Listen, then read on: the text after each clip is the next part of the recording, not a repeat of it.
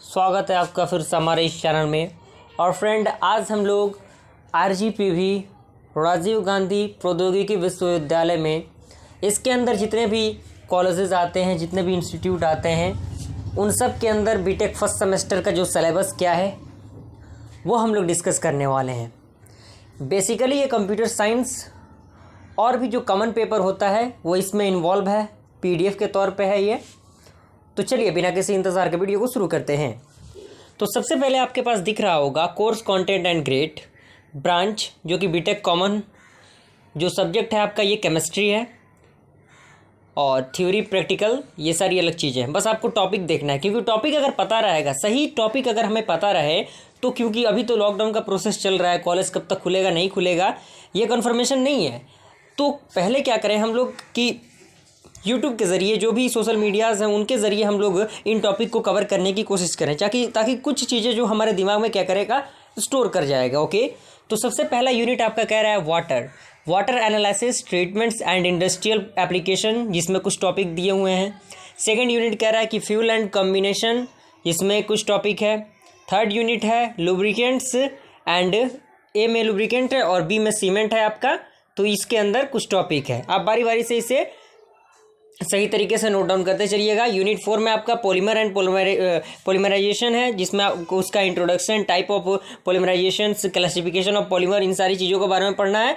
और उसी के नीचे एक है कि natural and the synthetic rubber, यानी नेचुरल सिंथेटिक रबर के बारे में हमें पढ़ना है। उसमें कौन कौन से टाइप आते हैं, बुनाएन, नायलॉन 66, इन ये सारी चीज़ें आती हैं। और इसमें भी यानी 5 नंबर इसमें यूनिट है कि instrumental technique in chemical analysis, जिसके अंदर Lambert's and bears law and its application, ये सारी चीज़ें हमें डिस्कस करना है।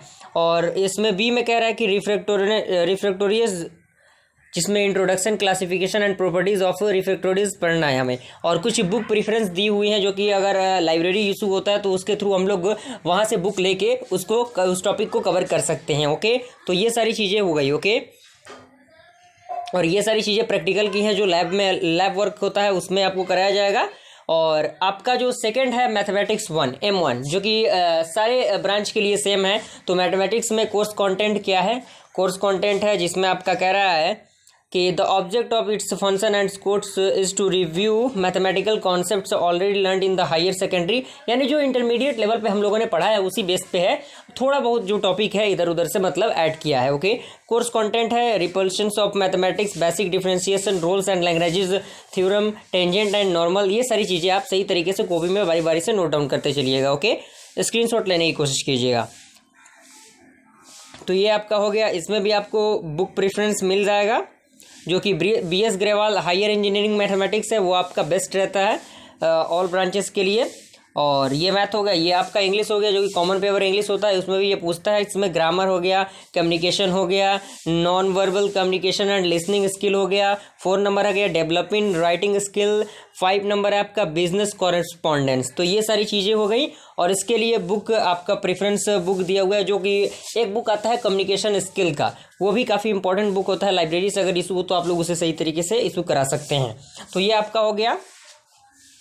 हाँ, तो ये इंग्लिश हो गया। और इसके बाद हमारा है basic electrical and electronics engineering, यानी BEE जिसे हम लोग कहते हैं शॉर्ट में। तो BEE के भी टोटल आपके 5 यूनिट है, जिसके अंदर अलग अलग टर्म है। जैसे फर्स्ट यूनिट में हमें DC सर्किट के बारे में पढ़ना है, उसमें वोल्टेज, करंट सोर्स और भी बहुत सारी चीज़ें देखनी है। और यूनिट 2 में हमें 2 टाइप का देखना है, 1 phase AC circuit and 3 phase AC circuit.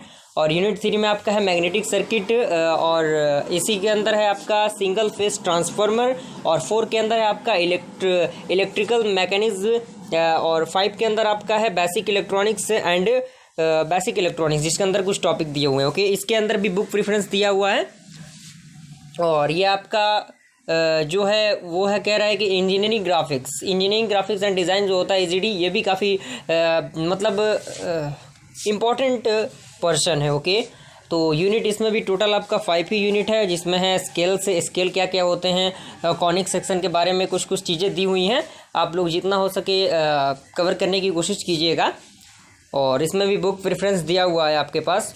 और हमारा जो लास्ट है फर्स्ट सेमेस्टर के अंदर जो कंप्यूटर साइंस वाले यानी ग्रुप ए वाले जो बच्चे हैं उनके लिए ये है।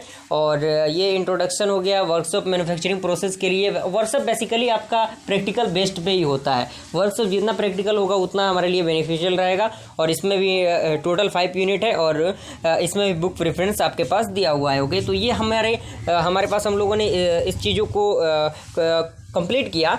ओके, तो आप लोग सही तरीके से ही कॉपी में नोट डाउन करते चलिएगा और स्क्रीनशॉट लेके चलिएगा। आई होप आपको ये वीडियो पसंद है। वीडियो को लाइक कीजिए और चैनल पर चैनल को सब्सक्राइब कीजिए। फिर मिलता है अगले वीडियो में, तब तक के लिए थैंक यू।